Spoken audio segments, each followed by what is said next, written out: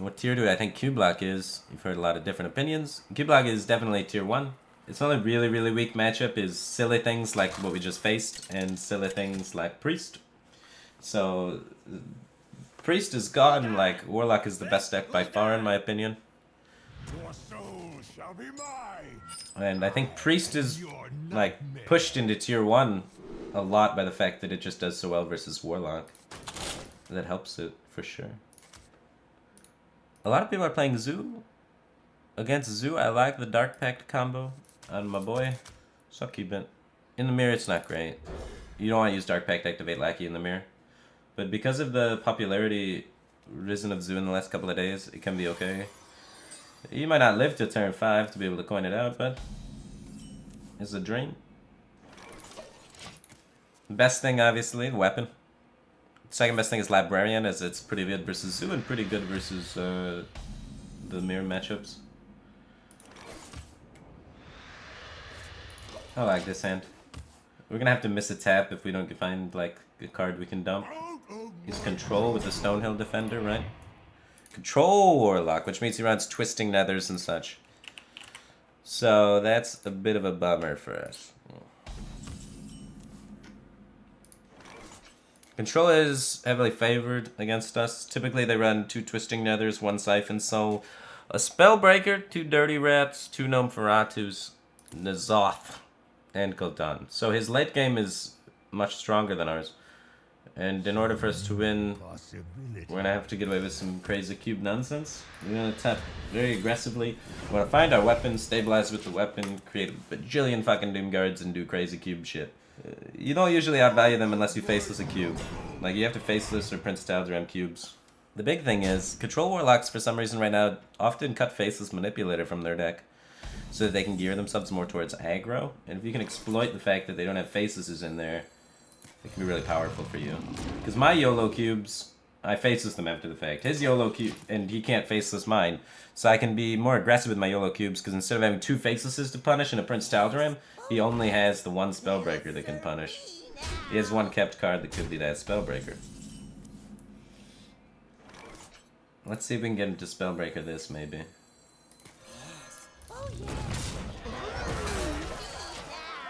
We don't have to start cubing for 2 turns. And then we have to start like cubing our board so we can stick after Nether.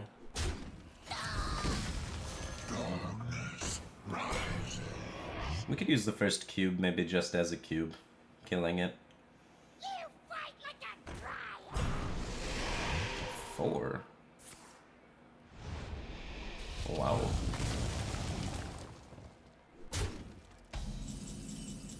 Skull of the Minari. Powerful card. We have decent utilization of cubes once we start finding our Doom Guards. We don't want to pull a Doom Guard off this, obviously. Okay.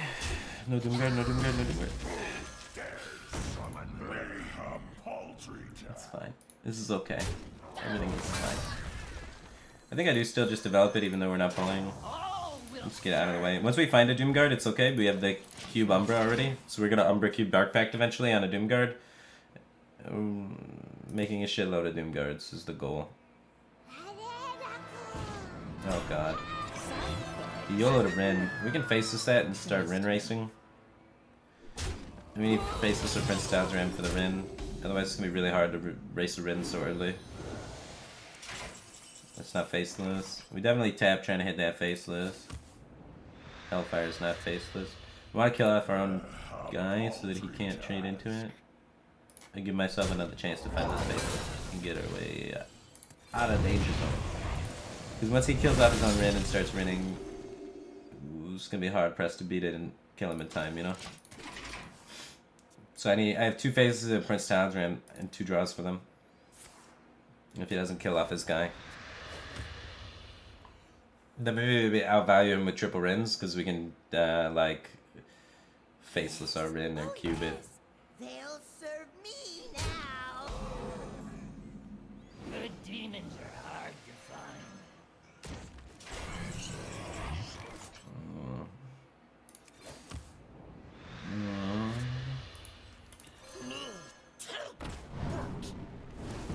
Oh, baby. Well, we get Rin. So let's take our Rin. Talderon, mortals.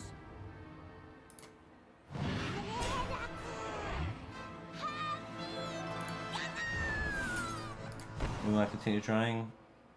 I don't think so. We're gonna be just jamming Rin stuff for the rest of the game. We're gonna overdraw right now. We can activate our own Rin so we can't silence it. I think we just do that. Okay. I don't need to force draws because I'm gonna be just slamming Rins. I'm gonna double Rin next turn. We're just gonna try and complete it as fast as possible. See if we can't hit something powerful. We're technically ahead on Rin because we get to go 2 first. He can only do 1 this turn. So we should win the Rin race.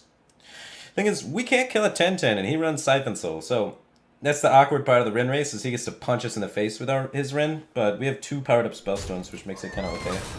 But we do need to be ahead on board going into it. So he can set up weird scenarios where we fall behind on board.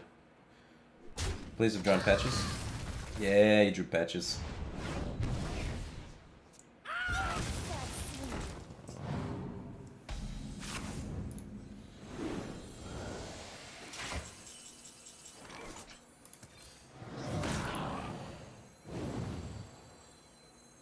Wait, it's a demon, so it's gonna get pulled out by the weapon, isn't it? The 10-10's gonna get pulled out by the weapon after I make it. It's actually hilarious, right? Oh, jeez. It's gonna get pulled out by the weapon. That's that's hilarious. Oh, it's a free 10-10. That's not horrible. We can go Umbra Cube on the 10-10. It'll be okay.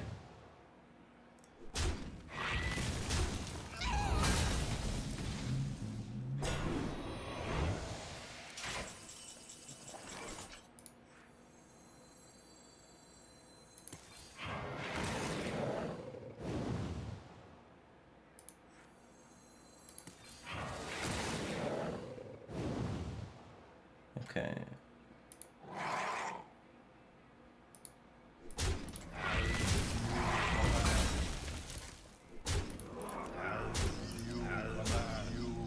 We don't overdraw because we pull the demon first. We got Umbra Cube at 10-10. It's so sick though. You can't twisting and silence at the same time, so it should still be very powerful. We don't destroy his deck, but we have a cube that summons a 20-20, and we 2 10-10s. Like, that's good. Almost out of time.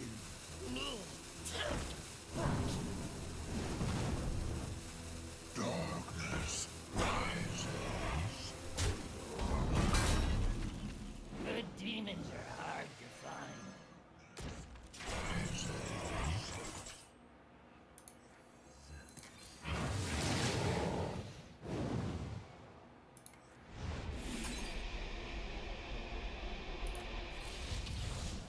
As you command.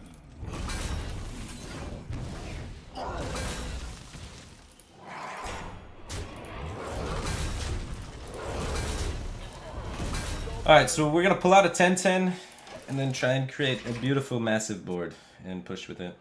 Also has to worry about the amount of pressure we just have mounted right now. He may try and dirty rat us. If he dirty rats and hits the 10-10, then he can twisting nether. And that's a bummer for us. That's 1 nether down. Then we jam Gul'dan, I guess. And he has to do the 2nd nether. We still have the Doomguard combo in here as well.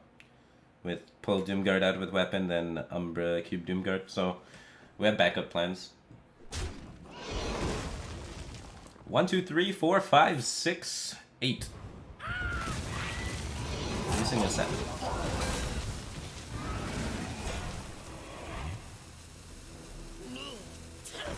Good board space for this.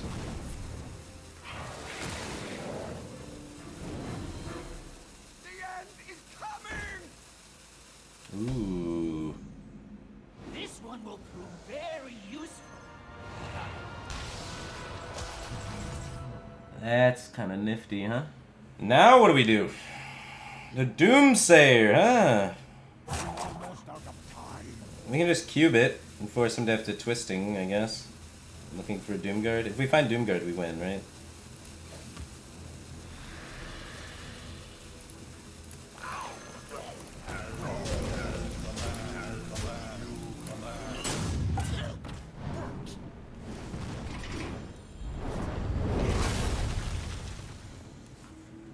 Now he has to twisting, and then we can jam Gul'dan, so he has to twisting again. And then if we draw a Doomguard, we get to do the Umbra combo for lethal. Forged in blood and shadow. We have a Doomguard in this Defile. Just got 2, 3. There's the Doomguard. Now we don't have the Doomguard to pull. We can pop this with 1, and then we can go Defile, Defile, and then get through and hit him for 15. Is there anything better? He isn't another.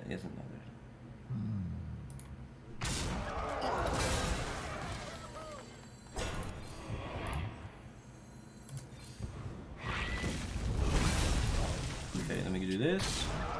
And then we just sit the cube. You can silence Siphon Soul if we sit a cube. We need this cube, we need this cube, we need this cube. We want to do what? So we have to do anything. That's the thing. We pull Doomguard next turn, so we have the combo. So he has to like N'Zoth us. We want to force. We don't need this faceless, so let's make it 10-6. More big shit. Because we're gonna do Doomguard combo next turn, so I don't need it. Then we Doomguard combo behind this.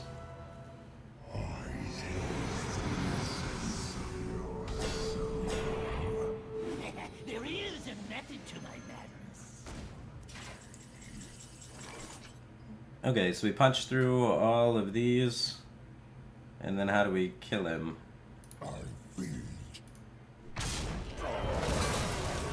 It's probably lethal here somehow.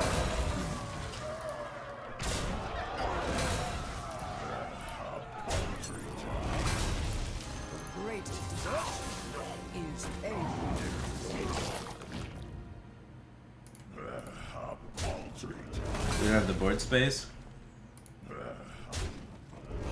Oh, we do. It's 10. Ha ha! That was sick! Ed, we got a tuber, man! Where's Ed?